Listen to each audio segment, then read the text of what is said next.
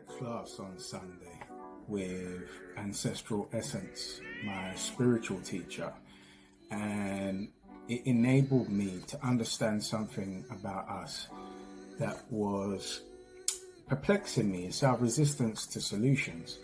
And I realized something because I took notes, that we can only interpret based on the story created by our programming. And our programming has been so deep and it's so varied, whether it's being indoctrinated by the British education system, then the adopted religions that we have that weren't of our own origin, be that Islam or Christianity or any other story that we tell ourselves that just fragments our cohesion. And I realized that when you push something on people, they will never ever adopt. Everything that we do has to be pulled, it has to be desired, it has to come from a real place of resonance. There has to be a spiritual resonance. Obviously, there has to be some cognitive resonance as well. And I realized the cognitive part has been there, but the spiritual part hasn't been there. In terms of us just desiring to adopt what would actually make our lives functional. How could our children ever be in PRUs?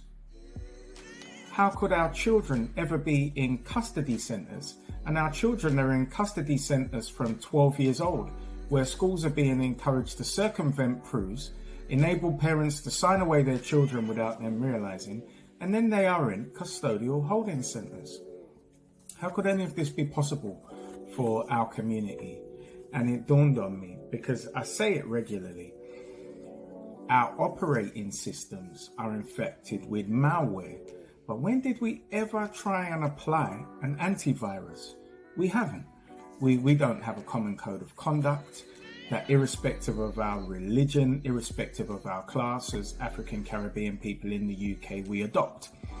We don't own enough buildings to meet on a regular basis where we can uphold, promote and preserve our cultural practices, or even meet the parents of our children, our children's friends, so that we can have some kind of cohesion in the community.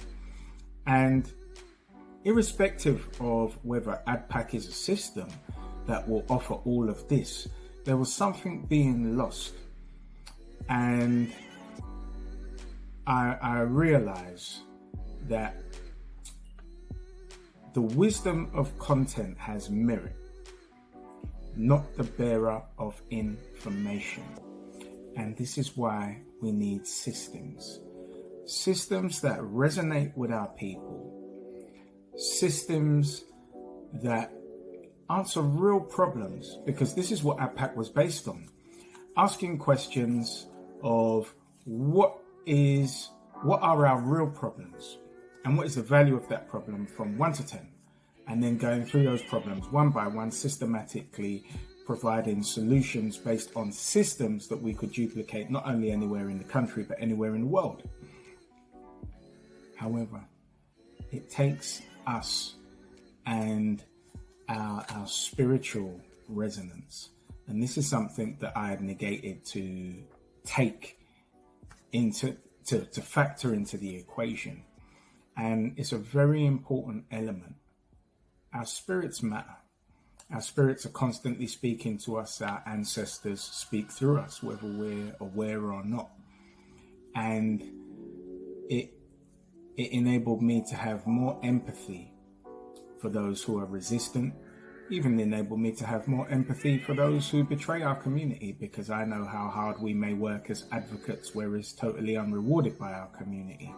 But then it did something more important than that. It forced me to evolve. And as we evolve, I think that we attract each other.